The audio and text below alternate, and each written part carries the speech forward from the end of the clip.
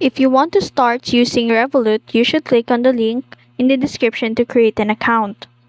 To buy S&P 500 on Revolut, on the search bar, search for S&P and you will see this. Click S&P and you will see the status of S&P.